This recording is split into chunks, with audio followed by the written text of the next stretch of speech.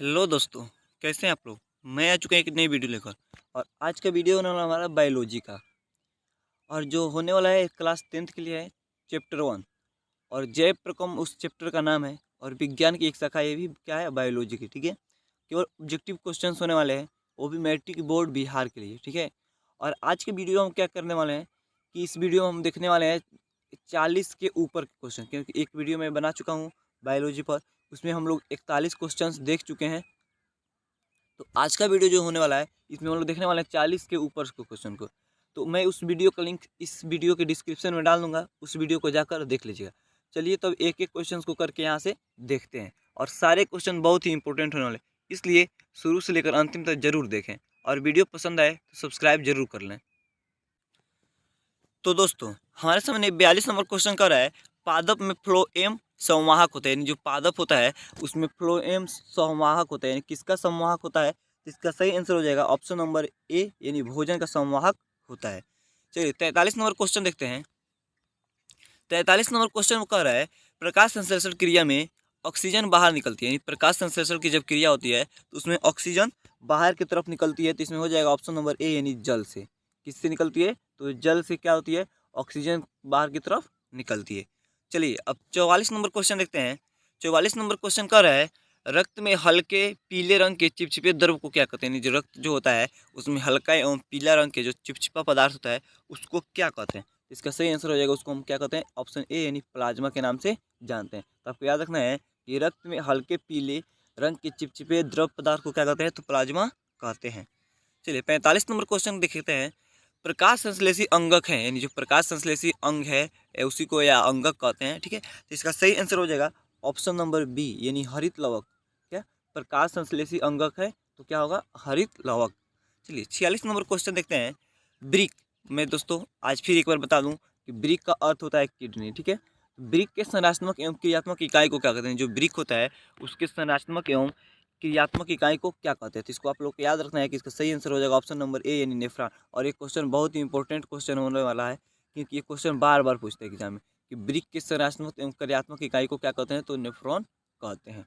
इसको आप लोग याद रखिएगा अच्छे से। चलिए 47 नंबर क्वेश्चन देखते हैं। मनुष्य के शरीर की सबसे बड़ी ग्रंथि कौन सी है। वेरी वेरी इंपॉर्टेंट क्वेश्चन, क्योंकि कह रहा है कि मनुष्य के शरीर की सबसे बड़ी ग्रंथि, जो मनुष्य होता है इसके शरीर की सबसे बड़ी ग्रंथि कौन सी होती है। तो आपको आप लोग को भी पता होगा, नहीं अगर पता है तो इसको मैं बता दूं, ऑप्शन नंबर ए, यानी लीवर होता है, जो शरीर के सबसे बड़ी ग्रंथि होती है। चलिए 48 नंबर क्वेश्चन देखते हैं। स्वपोषी पोषण के लिए आवश्यक नहीं है, यानी जो स्वपोषी पोषण होता है उनके लिए इसमें क्या चीज़ है जो आवश्यक नहीं है। इसका सही आंसर हो जाएगा ऑप्शन नंबर ए, यानी ऑक्सीजन। यानी जो स्वपोषी पोषण होता है उनके लिए ऑक्सीजन आवश्यक नहीं है। ऑक्सीजन रहे या न रहे, स्वपोषी पोषण अपना ग्रोथ कर लेंगे। चलिए 49 नंबर क्वेश्चन देखते हैं। इनमें किसके द्वारा अमीबा में भोजन अंतर्गहन होता है। अब बता रहे इनमें किसके द्वारा अमीबा में भोजन अंतर्गहन होता है। तो इसका भी सही आंसर हो जाएगा ऑप्शन नंबर ए, यानी कुटपाद। और मैं आपको एक चीज़ बता दूं कि जहां अमीबा के भोजन की बात आई वहां पे कुटपाद आंसर बिल्कुल ही सही आंसर होगा। चलिए 50 नंबर क्वेश्चन देखते हैं। 50 नंबर क्वेश्चन कर रहा है कि पौधों में श्वसन क्रिया के अंतर्गत एडीपी के टूटने से कितनी ऊर्जा मुक्त होती है। जो प्रकार पौधे होते हैं उनमें श्वसन के अंतर्गत, यानी जब श्वसन होता है उसके अंतर्गत एडीपी के टूटने से, यानी जो एडीपी होता है उसके टूटने से कितनी ऊर्जा मुक्त होती है, यानी कितनी ऊर्जा होती है जो क्या होती है, मुक्त होती है। तो इसका सही आंसर हो जाएगा ऑप्शन नंबर डी, यानी इनमें से कोई नहीं है। मतलब जो दिया है ऑप्शन चारों, इनमें से कोई नहीं है जो टूटने पर उतना मात्रा को क्या करती है, मुक्त करती है। चलिए 51 नंबर क्वेश्चन देखते हैं। रक्त का थक्का बनाने में सहायक होता है, यानी जो रक्त होते हैं उनको थक्का बनाने में सहायक होते हैं। बहुत ही इंपॉर्टेंट क्वेश्चन है, रक्त को थक्का बनाने में सहायक होता है। तो इसका सही आंसर हो जाएगा ऑप्शन नंबर सी, यानी रक्त विषाणु। और इसको याद रखिएगा आप लोग कि रक्त को थक्का बनाने में सहायक होता है, तो क्या होता है, रक्त विषाणु जो होता है वही रक्त को थक्का बनाने में सहायता करता है। चलिए 52 नंबर क्वेश्चन देखते हैं। पाचन क्रिया पूर्ण होती है, यानी जो पाचन की क्रिया होती है कब पूर्ण होती है या कहाँ पर पूर्ण होती है। इसका सही आंसर हो जाएगा ऑप्शन नंबर सी, यानी छोटी आंत में। आपको याद रखना है कि पाचन की क्रिया कहाँ पर पूर्ण होती है, तो कहाँ पर, छोटी आंत में। और ये भी क्वेश्चन बहुत ही इंपॉर्टेंट क्वेश्चन है। चलिए 53 नंबर क्वेश्चन देखते हैं।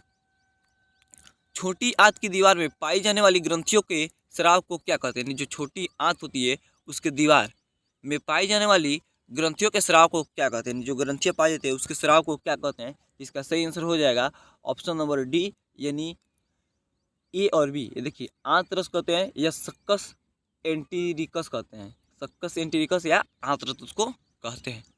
चलिए 54 नंबर क्वेश्चन देखते हैं। एक वयस्क मनुष्य में कितने दांत होते हैं। देखिए मैं आपको एक चीज़ बता दूं, यहाँ पर वयस्क का मतलब होता है जिसकी एज 18 प्लस होती है, उसको एक वयस्क मनुष्य के रूप में माना जाता है। तो एक वयस्क मनुष्य के कितने दांत होते हैं, इसका सही आंसर हो जाएगा ऑप्शन नंबर सी, यानी 32 दांत हो जाते हैं। यानी जितने भी लोग 18 साल के हो जाते हैं, 18 प्लस, उनके दांतों की संख्या कितनी होती है, तो 32 हो जाती है। दोस्तों अगर आपको वीडियो यहाँ तक पसंद आई हो तो सब्सक्राइब जरूर कर लिए। चलिए 55 क्वेश्चन देखते हैं। मछली के हृदय में कोष्ठों की संख्या होती है, यानी जो मछली होती है उनमें के हृदय में कोष्ठों की संख्या होती है। बहुत ही इंपॉर्टेंट क्वेश्चन है कि मछली के हृदय में कोष्ठों की संख्या कितनी होती है। इसका सही आंसर हो जाएगा ऑप्शन नंबर ए, यानी 2 कोष्ठ होते हैं। मछली के हृदय में कितने कोष्ठ होते हैं, तो 2 कोष्ठ होते हैं। इसको भी आप लोग बहुत अच्छे तरीके से याद रखिएगा। चलिए 56 नंबर क्वेश्चन देखते हैं। स्वाद कलियाँ पाई जाती हैं, जो स्वाद कलियाँ होती है पाई जाती है, तो इसका सही आंसर हो जाएगा ऑप्शन नंबर बी, यानी जीभ के ऊपरी सतह पर। जो स्वाद कलियाँ होती है कहाँ पे पाई जाती है, जीभ के ऊपरी सतह पर पाई जाती है। चलिए 57 नंबर क्वेश्चन देखते हैं। अमाशय के अग्रभाग को कहते हैं, यानी जो अमाशय होता है उसके अग्रभाग यानी आगे के भाग को किस नाम से हम लोग जानते हैं। इसका सही आंसर होगा ऑप्शन नंबर सी, यानी कार्डिएक के नाम से जानते हैं। किस नाम से, कार्डिएक के नाम से जानते हैं। चलिए 58 नंबर क्वेश्चन देखते हैं।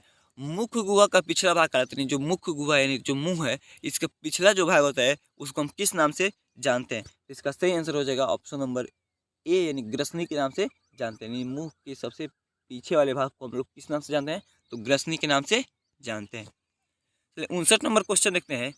निम्नलिखित में कौन सा जीव सजीव के निम्नलिखित में कौन सजीव के मुख्य लक्षण है, यानी बता रहे हैं कि आपको बताना है कि सजीव के मुख्य लक्षण जो होते हैं वह क्या होते हैं। इसका सही आंसर हो जाएगा ऑप्शन नंबर बी, यानी श्वसन। और देखिए मैं आपको एक बार बता दूं फिर से कि सजीव को, जो कोई भी सजीव होता है उसके लिए श्वसन बहुत ही ज़रूरी होता है, बहुत ही ज़रूरी। इसलिए कि कोई भी सजीव है उसका मुख्य लक्षण कोई चीज़ है तो सबसे पहले क्या है, उसका श्वसन। क्या है, श्वसन। चलिए 60 नंबर क्वेश्चन देखते हैं। छोटी आंत एवं बड़ी आंत के जोड़ पर पाई जाने वाली एक छोटी नली नुमा संरचना को क्या कहते हैं। अब देखिए क्वेश्चन क्या कर रहा है, छोटी आंत एवं बड़ी आंत के जोड़ पर, यानी जो छोटी आंत हो गई और बड़ी आंत हो गई उसके जोड़ पर एक पाई जाने वाली एक छोटी नली नुमा संरचना को क्या कहते हैं। इसका सही आंसर हो जाएगा सीकम कहते हैं। क्या कहते हैं, सीकम, यानी ऑप्शन नंबर ए क्या है, बिल्कुल सही आंसर है। चलिए अगला क्वेश्चन देखते हैं। छोटी आंत में भोजन के पचने में निम्नलिखित में किस रस की भूमिका होती है। देखिए क्वेश्चन क्या कर रहा है कि जो छोटी आंत होती है, छोटी आंत, ठीक, उसमें भोजन के पचने में निम्नलिखित में किस रस की भूमिका, जो छोटी आंत होती है उसमें भोजन जब पचता है तो उसमें किस रस की महत्वपूर्ण भूमिका होती है। इसका सही आंसर हो जाएगा इनमें से सभी, यानी ऑप्शन नंबर डी, यानी पित्त रस की उसमें भूमिका होती है, अग्नाशयी रस की भूमिका होती है और आंत रस की क्या होती है, भूमिका होती है। तो इसका ऑप्शन क्या हो जाएगा, ऑप्शन नंबर डी सही है। चलिए 62 नंबर क्वेश्चन देखते हैं। अमाशय में अधपचे भोजन के लय की तरह के स्वरूप को क्या कहते हैं, कि बता रहा है कि अमाशय में अधपचे, जैसे हम लोग भोजन करते हैं, जो भोजन अमाशय में चला जाता है और वो अमाशय में पूरी रूप से नहीं पच पाता है, तो जो उसका लेय बनता है उस लेय को किस तरह के स्वरूप में हम लोग देखते हैं। तो इसका सही आंसर हो जाएगा कायम के रूप में, यानी ऑप्शन नंबर ए, यानी उसको किस रूप में देखते हैं, कायम के रूप में हम लोग देखते हैं। चलिए 63 नंबर क्वेश्चन देखते हैं।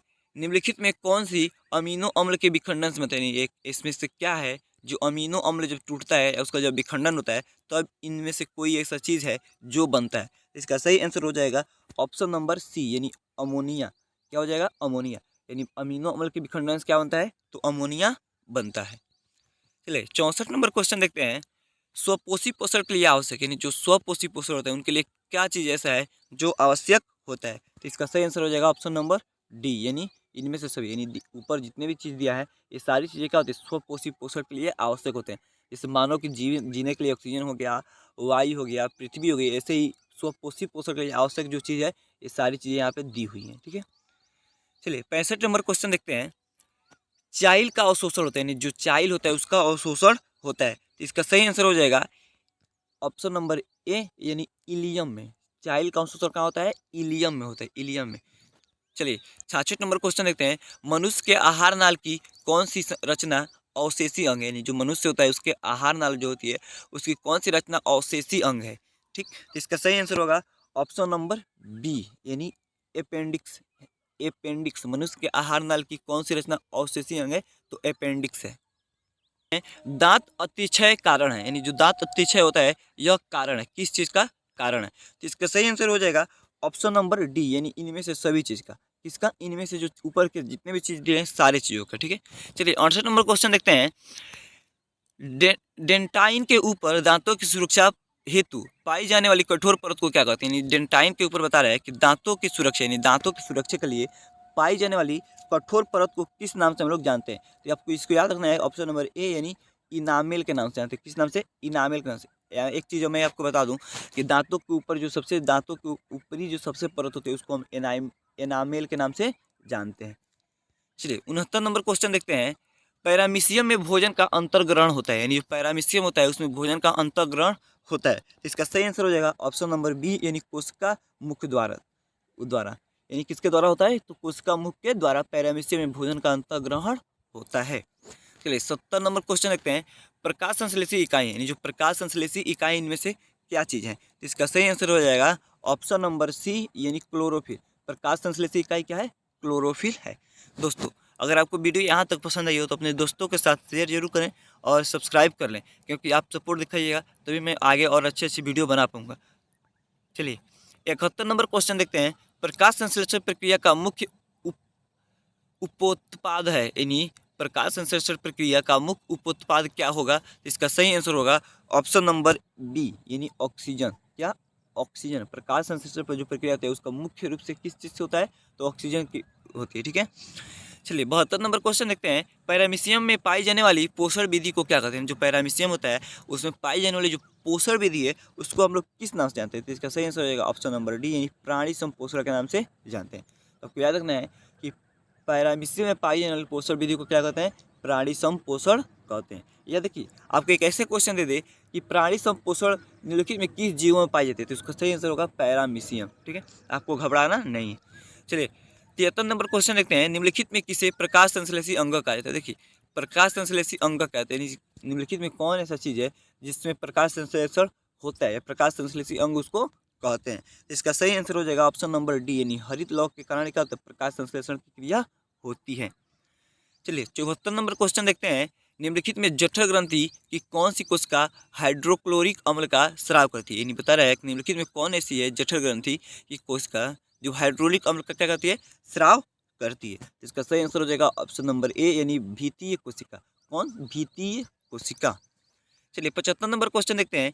मनुष्य के मुख्य गुहा में कितने जोड़े लार ग्रंथियां पाई जाती है? बहुत ही इंपॉर्टेंट क्वेश्चन है, बहुत ही इंपॉर्टेंट। इसको याद रखना है कि मनुष्य के मुख गुहा यानी मुंह में कितने जोड़े लार ग्रंथियां पाई जाती है? तो इसका सही आंसर हो जाएगा ऑप्शन नंबर सी, यानी 3 जोड़े ग्रंथियां पाई जाती है मनुष्य के मुख में, लार ग्रंथियां पाई जाती है। चलिए 76 नंबर क्वेश्चन देखते हैं।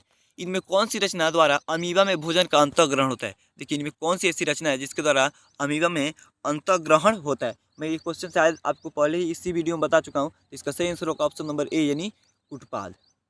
चलिए 77 क्वेश्चन पे चलते हैं। 77 नंबर क्वेश्चन कह रहा है पेप्टोन पेप्टाइड को निम्नलिखित में किस रूप में तोड़ता है? यानी पेप्टोन जो है पेप्टाइड को निम्नलिखित में किस रूप में तोड़ता है? तो इसका सही आंसर हो जाएगा ऑप्शन नंबर ए, यानी अमीनो अम्ल के रूप में क्या करता है? तोड़ता है। तो इसको भी आपको याद रखना है कि पेप्टेन जो है पेप्टाइड को किस रूप में तोड़ता है? तो अमीनो अम्ल के रूप में तोड़ता है। चलिए 78 नंबर क्वेश्चन देखते हैं। कोशिका के किस भाग में सजीवों के सारे गुण विद्यमान होते हैं? कोशिका कौन ऐसी भाग है जिसमें सजीव के जितने भी गुण होते हैं सारे गुण विद्यमान होते हैं? इसका सही आंसर हो जाएगा ऑप्शन नंबर सी, यानी जीव द्रव्य में। कहाँ पे? जीव द्रव्य में। अभी क्वेश्चन इंपॉर्टेंट क्वेश्चन है, क्योंकि पूछ रहा है क्या कि कोशिका के किस भाग में सजीवों के सारे गुण पाए जाते हैं, सारे गुण विद्यमान होते हैं? किसमें? जीव द्रव्य में सारे गुण सजीव के विद्यमान होते हैं।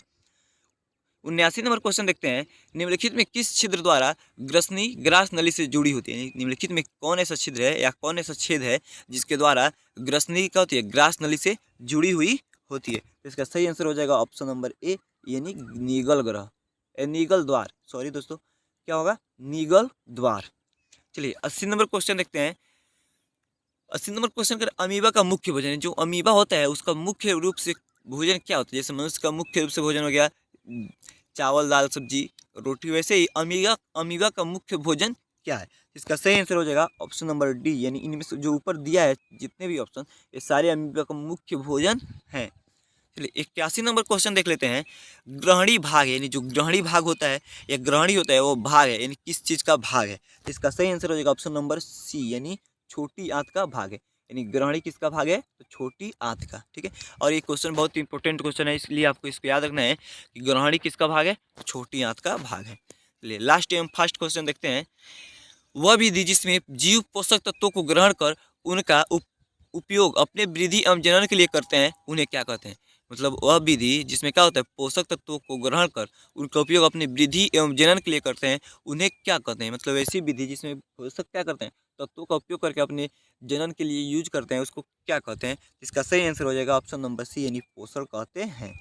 तो आप लोग इससे यहाँ से एक देख लीजिए, पोषण की अगर परिभाषा लिखना हो तो इससे लिख सकते हैं कि वह विधि जिसमें जीव पोषक तत्वों को ग्रहण कर उनका उपयोग अपने वृद्धि एवं जनन के लिए करते हैं, उन्हें पोषण कहते हैं। तो दोस्तों अगर वीडियो आपको यहाँ तक पसंद आई हो तो सब्सक्राइब जरूर कर लीजिए। तब तक मिलते हैं हम नेक्स्ट वीडियो में।